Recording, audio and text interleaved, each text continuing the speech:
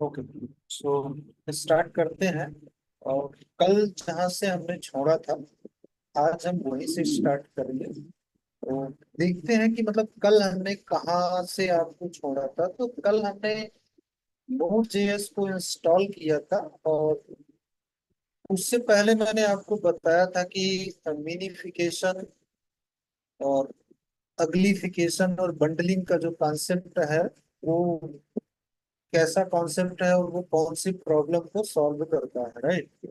उसके बाद हमने नोड जेएस को इंस्टॉल किया था। और नोड जेएस क्यों इंस्टॉल किया था? क्योंकि हमें एक ऐसा टूल चाहिए था जो जावा स्क्रिप्ट को समझ सके, राइट। तो अब हमारे पास नोड जेएस इंस्टॉल होके आ गया है। तो नोड जेएस इंस्टॉल करने के लिए आपको सिर्फ नोड जेएस डॉट org/en पे जाना है और यहाँ पे LTS वर्जन डाउनलोड कर लेना है, राइट। तो कल हमारे पास जो था कि उसमें आप देख रहे थे कि हमारे VS कोड में जो विजुअल स्टूडियो कोड है, इसमें चल नहीं रहा था, राइट। इसमें प्रॉब्लम ये थे कि हमारा एनवायरनमेंट का पाथ जो है ना, वो इनकरेक्ट था, वो सही नहीं था, इसलिए वो अ, नहीं चल रहा था। उसको मैंने सही कर लिया है। वो कैसे सही हुआ है, एक सेकंड टाइम सब चीजों को डिलीट कर देता हूँ। तो साइड में ये सारी फाइल्स को मैं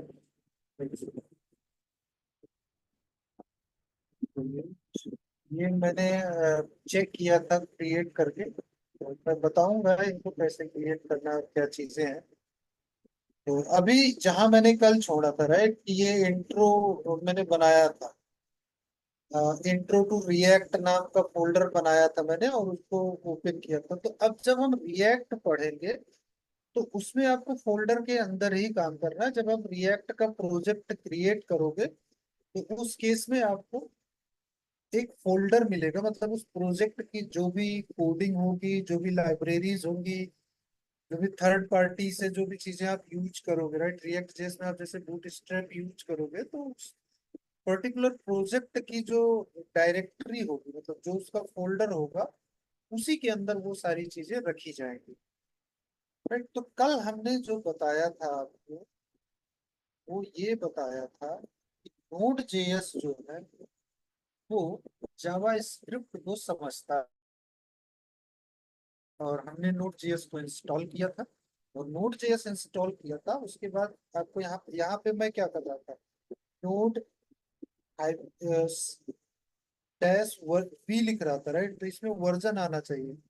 तो कल जब मैं यहाँ पे ये चीजें कर रहा था, तो हमको एरर आ रही थी। लेकिन आज हमको ये एरर नहीं आ रही है, करेक्ट। आज हमको मिल रहा है कि हमने इस वाले नोड जेएस के इस वर्जन को इंस्टॉल किया है और जो हमारे पास अवेलेबल है, राइट। उसके बाद मैंने ये बताया था आपको कि एनपीएम होता है एक। एनपीएम का मतलब जो हमने बताया था, वो हमने बताया था नोड पैकेज मैनेजर, राइट। हमने एनपीएम बताया था। एक सेकंड, पेन को। तो हमने एक तो बताया था कि नोड जेएस है। अब नोड जेएस को हमने बताया था कि ये जावा स्क्रिप्ट को एग्जीक्यूट करेगा, ये जावा स्क्रिप्ट लैंग्वेज को समझता है। लेकिन नोड जेएस कुछ चीजें परफॉर्म करने के लिए आपके प्रोजेक्ट में जो आप कोड लिखोगे, राइट, उस उसमें जो आपको मिनिफिकेशन होगा, राइट, उसका जो आप मिनिफिकेशन करोगे, जो आप अगलीफिकेशन करोगे, जो बंडलिंग करोगे, उनके लिए आपको थर्ड पार्टी लाइब्रेरीज की नीड होगी, राइट। तो इन थर्ड पार्टी लाइब्रेरीज को कौन लेके आएगा नोड जेएस के लिए? तो नोड जेएस के लिए लाने का काम कौन करेगा? वो एनपीएम करेगा। एनपीएम का मतलब होता है नोड पैकेज मैनेजर, राइट। अब आप सोचो कि जैसे मुझे अपना खुद का एक पैकेज बनाना है, मुझे अपना खुद का एक लाइब्रेरी बनाना है। बेसिकली लाइब्रेरी होता क्या है? लाइब्रेरी एक कोड का सेट होता है, राइट। जो आप कोड बनाओगे, जो आप किसी चीज के लिए कोड बनाते हो, राइट। कोई चीज जैसे आपका लिंक्ड लिस्ट है। अब लिंक्ड लिस्ट आपको समझ में नहीं आया कि लिंक्ड लिस्ट क्या है, क्योंकि वो डेटाबेस है, राइट। कहने का मतलब जैसे आपने देखा बूट स्ट्रैप हमने यूज किया था, राइट। तो बूट स्ट्रैप क्या है, एक फ्रेमवर्क है, एक लाइब्रेरी, उसमें कई सारी लाइब्रेरीज का यूज करके एक स्पेसिफिक चीज बना दी गई है कि जो बूट स्ट्रैप है वो सीएसएस के लिए यूज होगा, मतलब उसका एक स्पेसिफिक चीज हो गया कि ये इसी के लिए यूज होगा, तो वो फ्रेमवर्क हो गया। और उसके अंदर, उस फ्रेमवर्क के अंदर कई सारी लाइब्रेरीज में यूज किया हुआ है, राइट। जैसे उन्होंने ग्रिड के लिए अलग लाइब्रेरी बना दिया, राइट, कॉलम्स के लिए अलग लाइब्रेरी बना दिया, टेबल के लिए अलग लाइब्रेरी बना दिया। तो जब सारी लाइब्रेरीज को उन्होंने एक साथ कर दिया तो वो फ्रेमवर्क बन जाता है, राइट। तो लाइब्रेरी और फ्रेमवर्क में आपको अंतर समझ में आया। तो जो हमारा एनपीएम है, एनपीएम है वो नोड जेएस के लिए थर्ड पार्टी की लाइब्रेरीज को ला के देता है, उसको इंस्टॉल करता है, करेक्ट। तो जैसे अब सपोज करो कि हमारे पास ये है इंट्रो टू नोड, अभी हमने इसमें कुछ भी नहीं किया हुआ, राइट, ये एकदम ब्लैंक है। तो सपोज करो कि हम जो है अपना एक खुद की लाइब्रेरी बनाना चाहते हैं, उस केस में हम क्या करेंगे, इसको मैं थोड़ा सा क्लियर कर देता हूँ। अब उस केस में क्या करेंगे, हम लिखेंगे कि npm init। init जब हम लिख देते हैं तो मतलब हम अपना कुछ एक लाइब्रेरी हम अपना इनिशिएट कर रहे हैं, राइट। अब npm init करेंगे तो वो लाइब्रेरी को इनिशिएट कर देगा। तो हम जैसे यहाँ पे लिखे हैं npm init, हमने npm init करके जब मैं इंटर करूंगा तो आप देखना ये कुछ हमसे पूछेगा। अब ये पूछ रहा है कि जो पैकेज आप बनाना चाहते हो उसका नाम इंट्रो टू नोड रखना है या चेंज करना है। यहाँ पे आप देखो बाय डिफॉल्ट लिख के आ रहा है, राइट, इंट्रो टू नोड। अब अगर मैं चाहूँ तो यहाँ पे इंटर प्रेस कर दूंगा तो ये इंट्रो टू नोड जो है हमारी पैकेज का नेम हो जाएगा, राइट। अब यहाँ पे मैं इंट्रो टू नोड नहीं लिखूंगा, मैं इसका नाम जो है चेंज कर दूंगा। आप चाहो तो इसको डिफॉल्ट भी रख सकते हो, कोई दिक्कत नहीं है, लेकिन मैं क्या करता हूँ इसको चेंज करता हूँ। इसमें मैं लिखता हूँ कि फर्स्ट प्रोजेक्ट लिख देता हूँ, फर्स्ट प्रोजेक्ट इन नोड। ठीक है, फर्स्ट प्रोजेक्ट इन नोड मैंने कर दिया, मैं इंटर करूंगा। इसका वर्जन पूछेगा कि आपको वर्जन चेंज करना है, अगर आपको चेंज करना है तो वर्जन आप चेंज कर सकते हो, राइट। अदरवाइज आप इंटर करो। डिस्क्रिप्शन में क्या लिखते हैं, इसमें डिस्क्रिप्शन में आप कुछ भी लिख सकते हो। यहाँ पे first project in node JS for arm school student. ठीक है, ये डिस्क्रिप्शन दे दिया, ये आपके हाथ में है, आप कैसा डिस्क्रिप्शन दे रहे हो। जो भी पैकेज आप बनाओगे, जो भी आपकी लाइब्रेरी बनेगी उस हिसाब से आप उसका डिस्क्रिप्शन दे दोगे। फिर ये पूछ रहा है कि एंट्री पॉइंट क्या होगा, तो अभी के लिए आप इंडेक्स डॉट जेएस रखिए, इसको चेंज नहीं करना है, एज इट इज रखना है। और एक चीज मैं और बता दूं कि जो आप पैकेज का नेम देते हो, राइट, इसमें आपको सारे के सारे कैरेक्टर्स जो यूज करोगे वो स्मॉल लेटर में यूज करोगे, आप कैपिटल लेटर में यूज नहीं कर सकते। आप स्पेस नहीं दे सकते, आप डैश लगा सकते हो, ऐसे डैश लगा दोगे, दो नामों के बीच में आप डैश लगा दोगे चलेगा, लेकिन आप कैपिटल नहीं लिख सकते हो और ब्लैंक स्पेस नहीं छोड़ सकते हो, राइट। ये इसकी क्राइटेरिया होती है। लेकिन डिस्क्रिप्शन में आप कुछ भी लिखो, कैपिटल लिखो, स्पेस दो, वो आपके ऊपर। उसके बाद आपका एंट्री पॉइंट आता है, एंट्री पॉइंट आपको इंडेक्स डॉट जेएस रखना है, ये चीज आप धीरे धीरे समझोगे। फिर टेस्ट कमांड, इसको भी छोड़ देते हैं, गिट रिपोजिटरी इसको भी छोड़ देते हैं, कीवर्ड्स को भी छोड़ देते हैं, ऑथर में लिख देते हैं हम आम स्कूल, राइट, क्योंकि ये आम स्कूल पे बन रहा है, तो ऑथर में हम आम स्कूल लिख देते हैं। और आगे चलते हैं, लाइसेंस में आईएससी ही रखते हैं, आप चेंज करना चाहे तो चेंज भी कर सकते हैं। अब आप देखो यहाँ पे जो हमारा पैकेज है वो कुछ इस तरह से बन के आएगा। अब इसमें देखो, इसने डेमो दिखा दिया, right, about to write to the tutorial notes introduction package dot JSON नाम की फाइल बनेगी, उसके अंदर ये सारी चीजें जेएसएन में होंगी जो हमने अभी एंट्री की थी, राइट। नेम में हमने क्या लिखा था, first project, right, first project in node. Version हमने 1.0.0 दिया था। फिर हमने लिखा था first project in node JS for arm school student.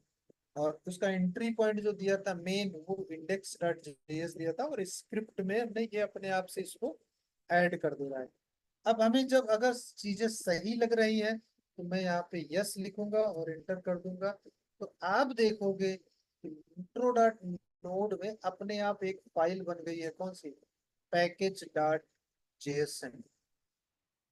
Package dot JSON, मैं इसको ओपन करूंगा तो जो चीजें हमें यहाँ पे दिख रही थी वही चीजें यहाँ पे दिखेंगी। मतलब ये हमारा खुद का एक पैकेज बन के तैयार हो गया है, राइट। लेकिन इसमें तो फाइल नेम आपने चेंज किया था ना। सॉरी, फाइल नेम आपने इंट्रो नोड को चेंज किया था, फिर भी वहां पे अभी वो फाइल नेम साइड में लिखा हुआ है। नहीं ये तो हमारा फोल्डर का नेम है ना। ये नेम आप देखो, पैकेज का नेम यहाँ पे आ रहा है। यहाँ पे मैंने चेंज किया था ना, तो ये यहाँ पे आ रहा है फर्स्ट प्रोजेक्ट इन नोड। ये नेम हमने चेंज किया था, करेक्ट।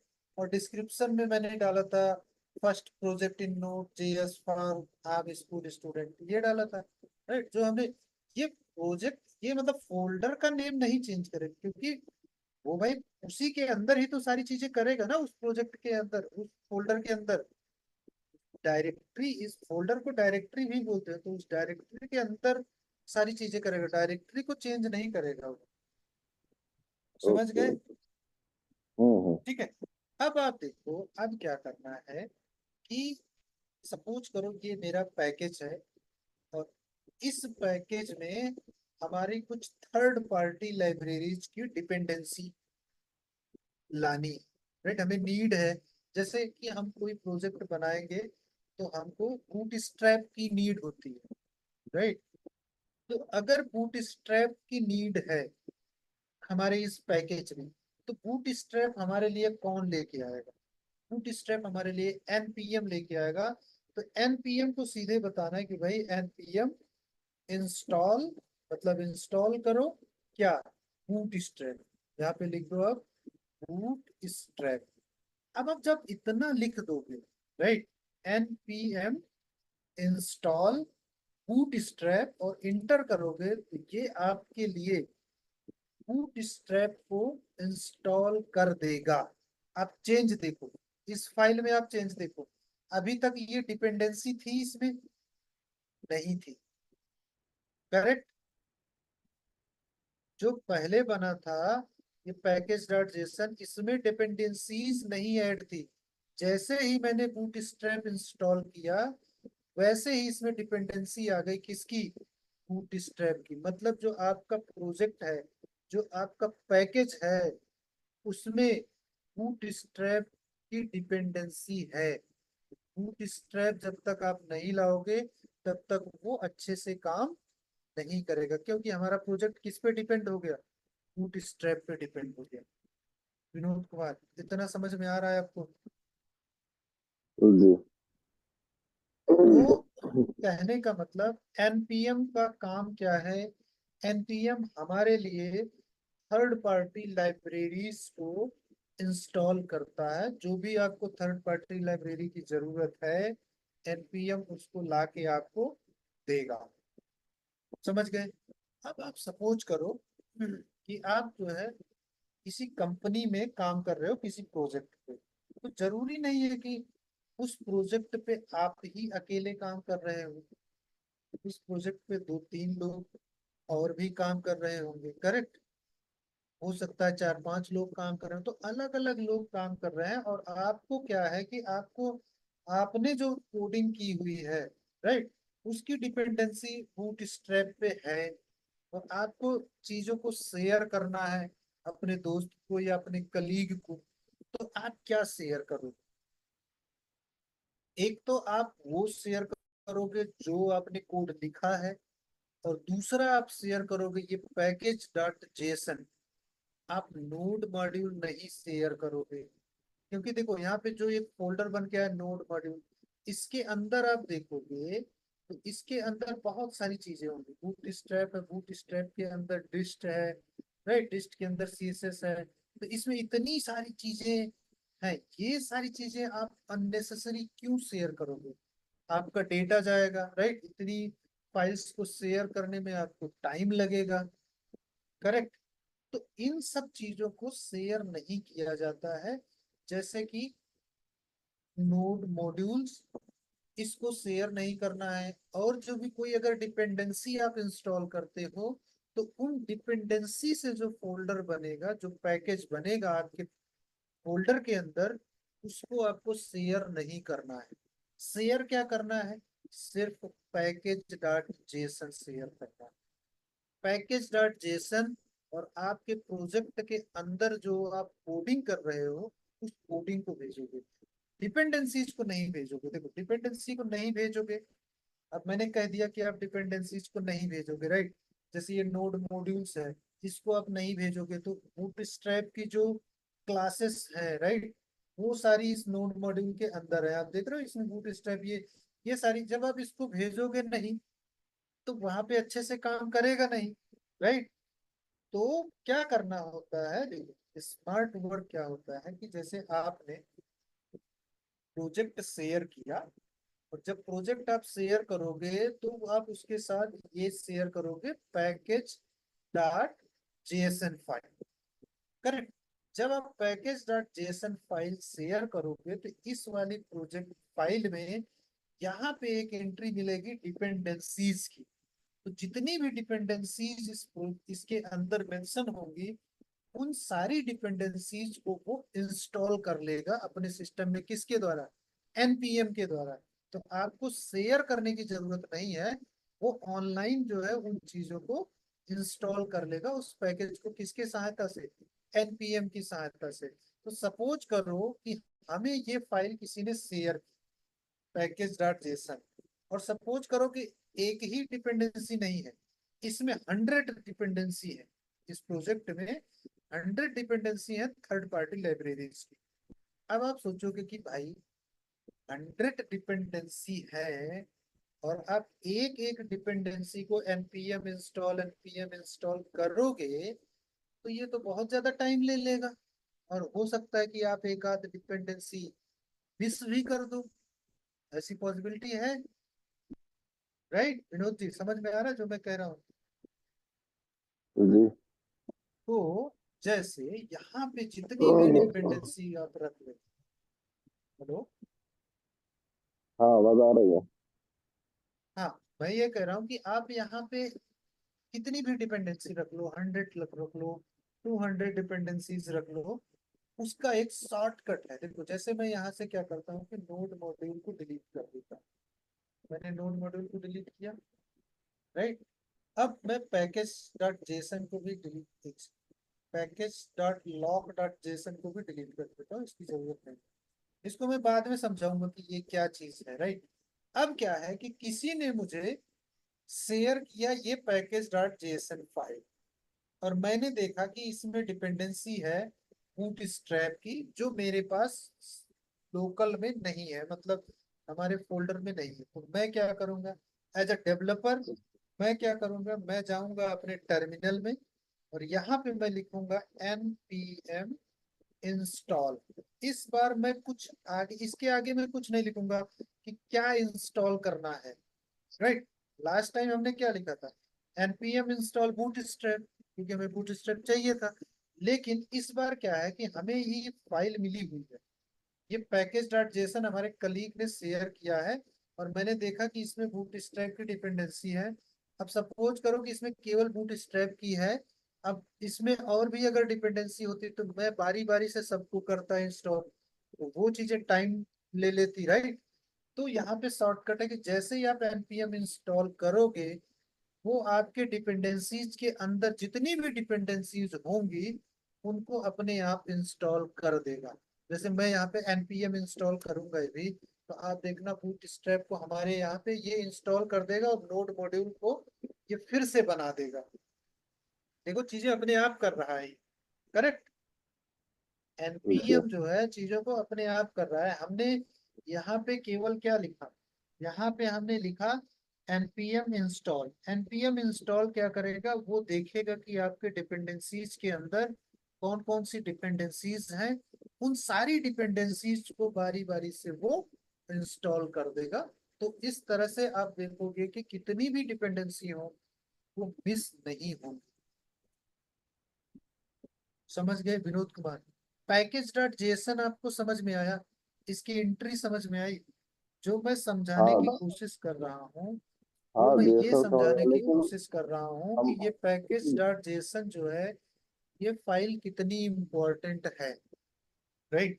इसलिए मैंने क्या किया कि पहले अपना एक पैकेज बनाया, राइट? उसके बाद मैंने उसमें एक डिपेंडेंसी ऐड की।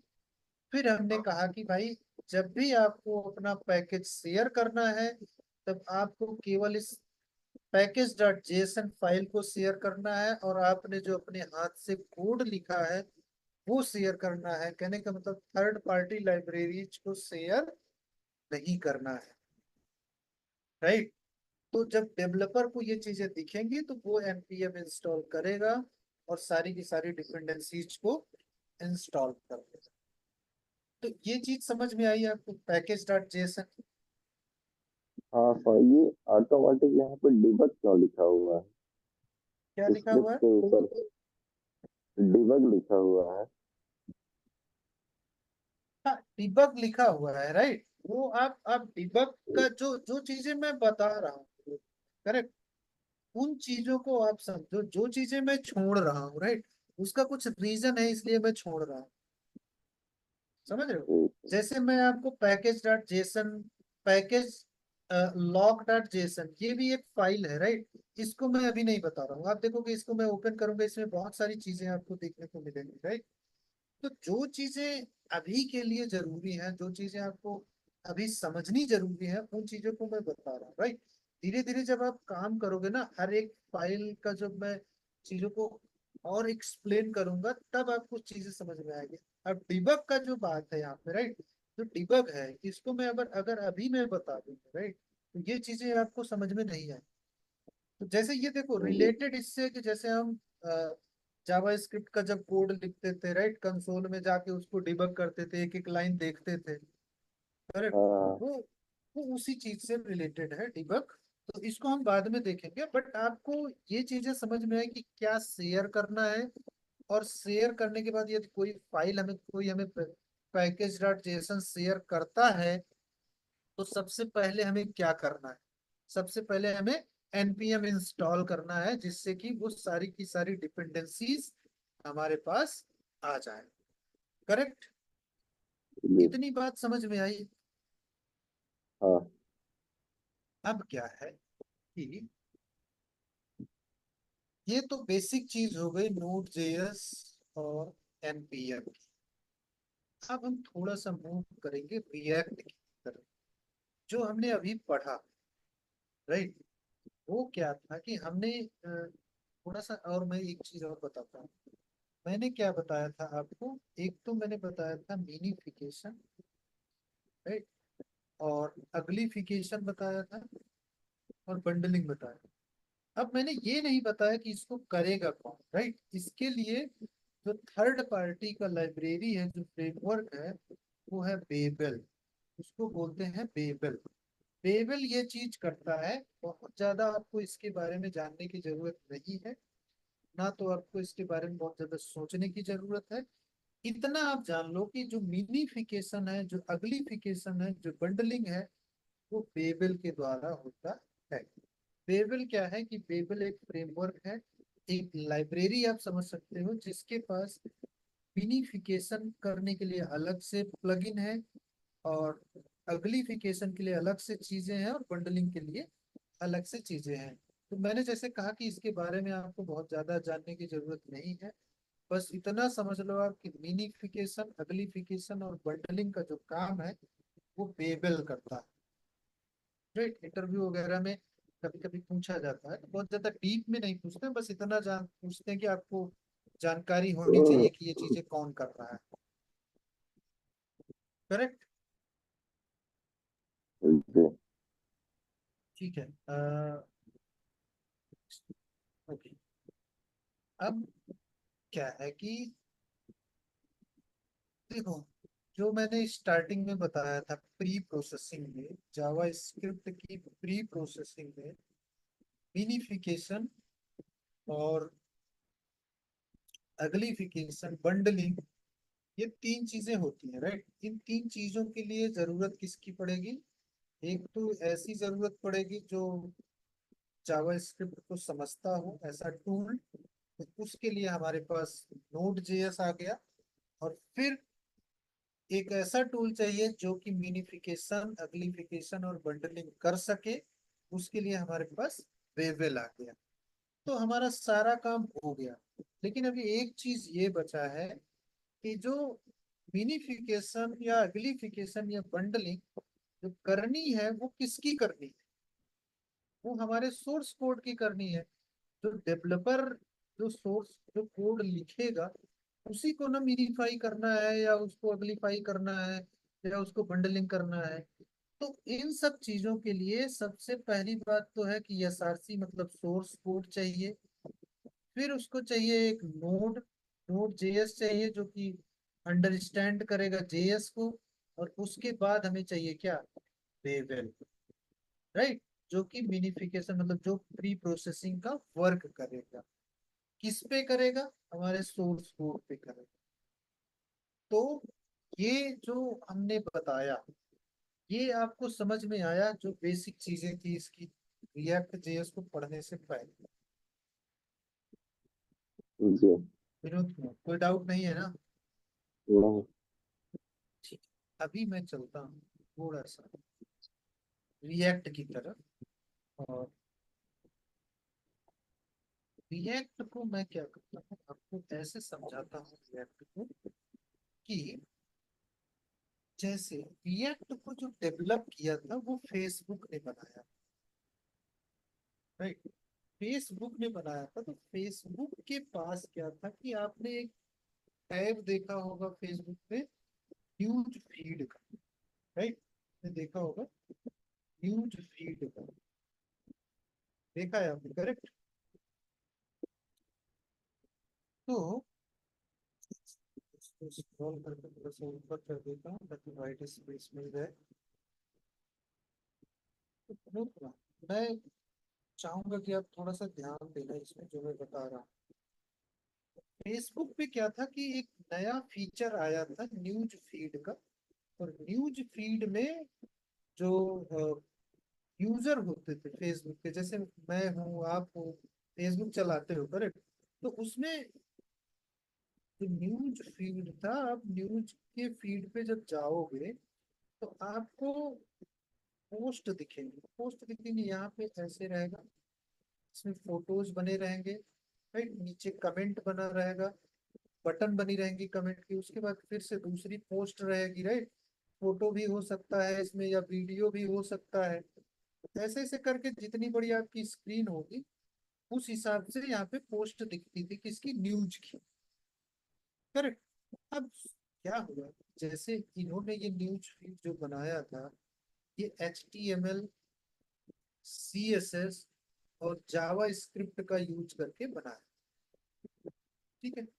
अब इन्होंने इसका यूज करके बनाया, तो न्यूज फीड को बना दिया। तो जो भी चीजें स्क्रीन पे दिख रही है, जैसे दो तीन पोस्ट दिख रही है, उसके बाद जब यूजर इसको स्क्रॉल कर रहा है, मतलब इसको ऊपर ले जा रहा है, जो नीचे की न्यूज है उसको देख रहा है। तो ये क्या कर रहे थे, उसमें लॉजिक क्या था कि जावा स्क्रिप्ट से उसमें लिस्ट में आइटम को ऐड कर रहे थे।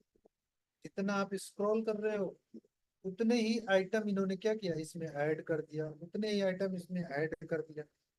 अब प्रॉब्लम क्या हुई कि एक टाइम ऐसा आएगा जब आप इसको स्क्रॉल करते जाओगे, तो इतने ज्यादा HTML के कोड इसमें हो जाएंगे, इतनी ज्यादा लिस्ट के आइटम हो जाएंगे कि वो उसका जो स्टोरेज है वो काफी ज्यादा बढ़ जाए।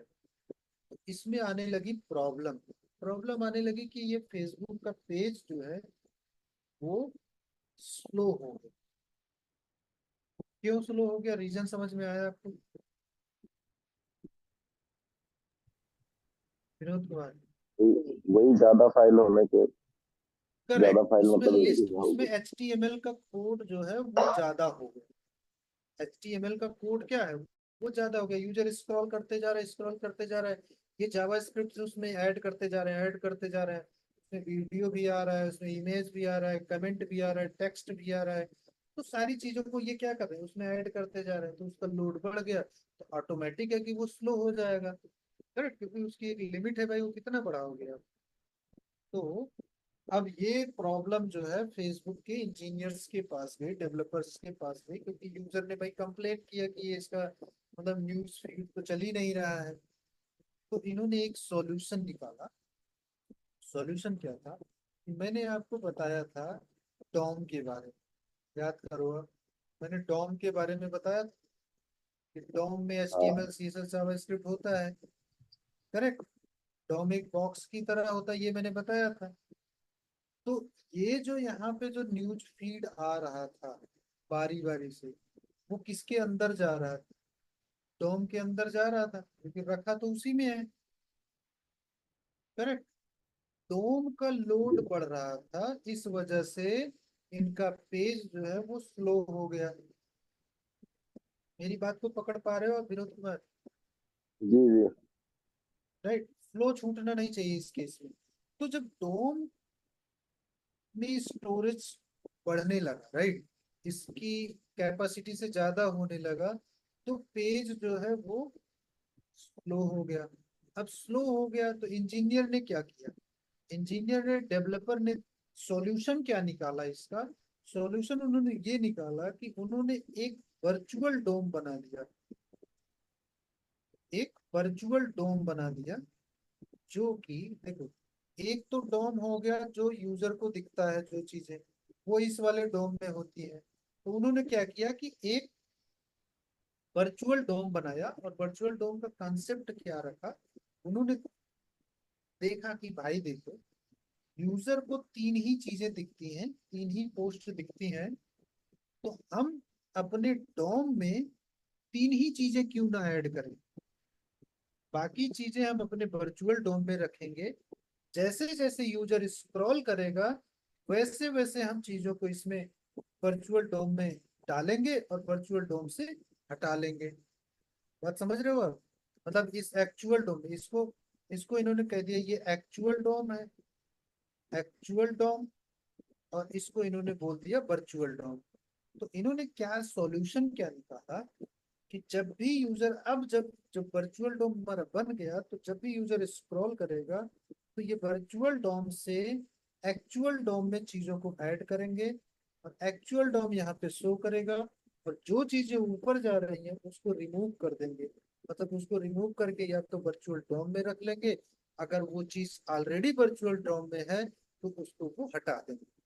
करेक्ट, क्योंकि जब आप ऊपर को स्क्रॉल करोगे, ऊपर को स्क्रॉल करोगे, फिर से हमारे पास वर्चुअल डोम में चीजें हैं, उसको क्या करेंगे हम, एक्चुअल डोम में लाके अपेंड कर देंगे। तो क्या वेबसाइट पे लोड बढ़ेगा, वो स्लो होगी? नहीं होगी। करेक्ट, क्योंकि हमने उसका सॉल्यूशन निकाल लिया, क्या, वर्चुअल डोम। इस वर्चुअल डोम से कॉन्सेप्ट आया किसका, रिएक्ट का। रिएक्ट जो न्यूज फीड है, सबसे पहला जो प्रोजेक्ट है रिएक्ट का, वो फेसबुक का न्यूज फीड है। राइट, तो स्टार्टिंग कहाँ से हुई थी रिएक्ट जेएस की, ये वर्चुअल डॉम क्रिएट करने से हुई थी। करेक्ट, ये कॉन्सेप्ट क्या है, क्या कह रहा है कि जो अभी हमने देखा, ये कॉन्सेप्ट जो हमने देखा डॉम और वर्चुअल डॉम, ये कॉन्सेप्ट आपको समझ में आया? ये वेबसाइट को कैसे फास्ट बना दिया, सॉल्यूशन आपको समझ में आया, प्रॉब्लम क्या थी और सॉल्यूशन कहाँ से निकला इसका? जी। करेक्ट। अब देखो, अब क्या है कि रिएक्ट में क्या होता है कि रिएक्ट में जो डेवलपर होता है या जो यूजर होता है, वो वर्चुअल डोम में चेंज करता है। अभी तक क्या था कि जैसे HTML और CSS जावास्क्रिप्ट के केस में क्या था कि जो डेवलपर होता था वो डायरेक्ट जो भी चेंज होता था वो डायरेक्ट एक्चुअल डोम में हो जाता था। राइट, लेकिन जब से रिएक्ट आ गया उसने क्या कहा कि भाई जो भी चेंज करना है वो आप वर्चुअल डोम में करो, एक्चुअल डोम में चेंज जो होगा वो रिएक्ट करेगा। रिएक्ट की लाइब्रेरी जो है वो एक्चुअल डोम में चेंज करेगी, आपको सिर्फ क्या करना है, वर्चुअल डोम में चेंज करना है।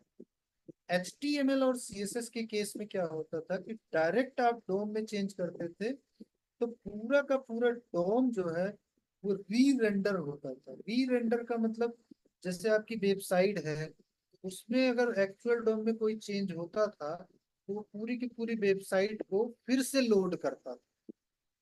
लेकिन जब एक्चुअल डोम आ गया तो एक्चुअल डोम में रिएक्ट की लाइब्रेरी जब इसमें चेंज करेगी, वर्चुअल डोम जब से आ गया तो एक्चुअल डोम में जब इसकी रिएक्ट की लाइब्रेरी चेंज करेगी तो वो उसी चीज को चेंज करेगी जो इसमें डिफरेंट पाएगा।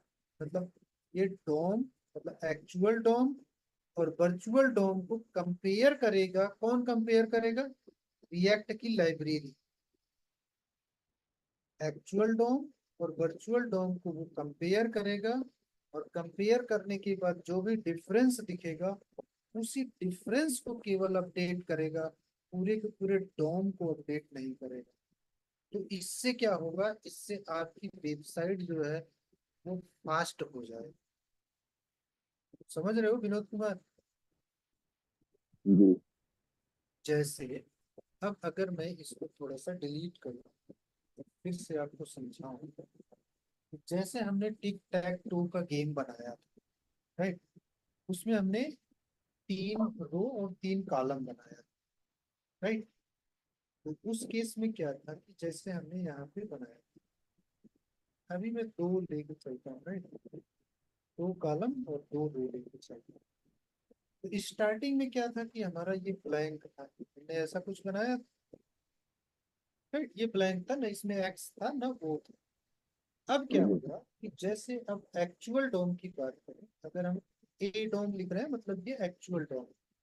एक्चुअल डोम के केस में क्या होता था कि जैसे हम इस पे क्लिक करते थे तो एक्स आता था, तो ये चारों सेल को री रेंडर करता था, राइट? जैसे हमने इस पे क्लिक किया तो यहाँ पे तो एक्स आया, उसके बाद ये चारों सेल को री रेंडर कर रहा है। लेकिन जब से वी डोम आ गया, मतलब वर्चुअल डोम आ गया, वो क्या करेगा कि सपोज करो ये ऐसे बना हमारा, जैसे 4 बना। जब मैं यहाँ पे क्लिक करूंगा, स्टार्टिंग में ये ब्लैंक है, बी डॉम क्या करेगा कि ये चीजें जो ये दिख रहा है, ये जो बॉक्स हमारा दिख रहा है, ये बॉक्स तो हमारा डॉम ही है, एक्चुअल डॉम ही दिखता है आपको। वर्चुअल डॉम तो बैकएंड में है, ये ब्राउजर के पीछे छिपा हुआ है। तो जब ये आप जब इसमें चेंज करोगे कि भाई यहाँ पे क्लिक हुआ है, ये इन तीनों चीजों को एज इट इज रखेगा, इन तीनों चीजों को री रेंडर नहीं करेगा। ये डोम में जाएगा, डोम को देखेगा कि क्या डिफरेंस है दोनों में, उस डिफरेंस को केवल रेंडर कर देगा, डिफरेंस केवल एक्स है। बात समझ में आई विनोद कुमार? जी। जो रिएक्ट का कॉन्सेप्ट है वो पूरा का पूरा वर्चुअल डोम पे है। अब अगर आपसे इंटरव्यू में क्वेश्चन पूछा जाए कि एक्चुअल डोम और वर्चुअल डोम में जो चेंज होता है वो कौन करता है, क्या वो डेवलपर कोड करता है? वो रिएक्ट की लाइब्रेरी करती है। तब सीधे शब्दों में आप कह सकते हो कि वो रिएक्ट करता है। समझ गए विनोद कुमार? जी। अब क्या है, अब बारी है रिएक्ट के प्रोजेक्ट बनाने, राइट? मैं चाहता हूँ जो चीजें मैंने आज आपको बताई जी। उन चीजों को आप एक बार रिवाइज करो। और मैं थोड़ा सा स्टार्ट कर रहा हूँ रिएक्ट को। मैं सिर्फ इतना बताऊंगा कि जैसे आप जावा स्क्रिप्ट का यूज करते, जावा स्क्रिप्ट जब लिखते थे तो उसमें आप लिखते थे डॉक्यूमेंट डॉट क्रिएट एलिमेंट, लिखते थे आप जी। एलिमेंट क्रिएट करने के लिए। तो सेम चीज आपको रिएक्ट में करनी है, लेकिन रिएक्ट में उसका सिंटैक्स जो है वो चेंज हो जाता है। तो रिएक्ट में एलिमेंट कैसे क्रिएट होता है उसका मैं सिंटैक्स बता, यहाँ पे मैं लिखता हूँ क्रिएट एलिमेंट इन रिएक्ट। ठीक है, इसमें आपको लिखना होता है रिएक्ट डॉट क्रिएट एलिमेंट। आपको ये लिखना है क्रिएट एलिमेंट, और पहला पैरामीटर आपको एलिमेंट का नेम पास करना है। सपोज करो कि मैं div कर रहा हूँ क्रिएट, और दूसरा जो है उसका एट्रीब्यूट पास करना है एज अ ऑब्जेक्ट। ऑब्जेक्ट का मतलब है कि इसमें की वैल्यू पेयर में आप कितने भी एट्रीब्यूट पास कर सकते हैं। और तीसरा पैरामीटर होता है उसका इनर HTML। जो आप इनर HTML करते हो वो यहाँ पे आप पास, समझ गए विनोद कुमार? रिएक्ट में जी। आपको अगर कोई एलिमेंट क्रिएट करना है तो उसके लिए आपको ये फॉर्मेट, ये सिंटैक्स यूज करना होगा। इसको आप याद नहीं करना है आपको, इसका शॉर्टकट है। बस आपको मालूम होना चाहिए इसका सिंटैक्स क्या होता है। तो इसका सिंटैक्स जो है वो रिएक्ट डॉट क्रिएट एलिमेंट है। पहला पहला पैरामीटर जो है वो एलिमेंट का नेम है, या कौन सा एलिमेंट क्रिएट करना चाहते हो। दूसरा पैरामीटर जो है वो एट्रीब्यूट्स हैं, जो भी एट्रीब्यूट्स आपको चाहिए। और तीसरा पैरामीटर जो है वो है इनर HTML। इसके अंदर आप इनर HTML को डिफाइन करते हो। जो भी आपको इनर HTML को आप अगर कोई एलिमेंट क्रिएट कर रहे हो तो उसमें आपको कोई ना कोई तो टेक्स्ट चाहिए, या कोई कोई ना कोई इनर HTML चाहिए, तो आप उसको थर्ड वाले में कर सकते हो। अगर मैं कहूँ कि मुझे एक पी टैग क्रिएट करना है, राइट, पी टैग क्रिएट करना है, या आप सपोज करो कि आपको एक लिस्ट बनानी है, UL क्रिएट करना है, राइट। तो उस केस में आप क्या करोगे? पहले मैं पी वाला करता हूँ, राइट। आप क्या करोगे यहाँ पे react dot create element, create element, यहाँ पे लिखोगे पी, राइट। और इसके अंदर आप करोगे क्लास, क्लास और क्लास का नाम दे दोगे, इसमें कुछ भी आप नाम दे दो, पी टैग दे दिया हमने। और उसके बाद इसको ऑब्जेक्ट को बंद करूंगा। फिर यहाँ पे इनर HTML में मैं पी टैग में इनर HTML में आप कुछ भी लिख दो, डबल कोट में लिख दो कि आई एम पैराग्राफ। ठीक है, तो मैं क्या कह रहा हूँ कि इसको आपको याद नहीं करना है इन चीजों को, बस आपको माइंड में रखना है कि ये चीज जो सिंटैक्स है इसका, ये इस तरह से होता है, इसमें इस तरह से आप एलिमेंट क्रिएट कर सकते हैं। ठीक है, अब इसके आगे जो है, इसके आगे मैं बताऊंगा, अब से चीजें आसान होंगी विनोद। ठीक है, अभी तक जो चीजें थी वो कंसेप्चुअल थी, लेकिन अब जो चीजें मैं पढ़ाऊंगा वो थोड़ा इजी होंगी, क्योंकि आपको चीजें दिखेंगी। आप जो चीजें करोगे वो चीजें आपको दिखेंगी। तो कल स्टार्ट करेंगे, उसमें अब मैं आपको एक प्रोजेक्ट बनाऊंगा रिएक्ट में, और प्रोजेक्ट बना के उसमें कुछ ना कुछ चीजों को मैं यूजर को दिखाऊंगा, राइट। तब मतलब एक्चुअल रूप में कल जो है स्टार्ट होगा आपका रिएक्ट। तो इन क्लासों में हमने बेसिक चीजें सीखी हैं, जो प्रोग्रामिंग का कॉन्सेप्ट है रिएक्ट पढ़ने के लिए, जो चीजें जरूरी हैं उन चीजों को मैंने सिखाया आपको। और कल से हम स्टार्ट करेंगे रिएक्ट। ठीक है विनोद जी, तो जी। आज के लिए इतना ही, मिलेंगे कल। Bye bye. ओके।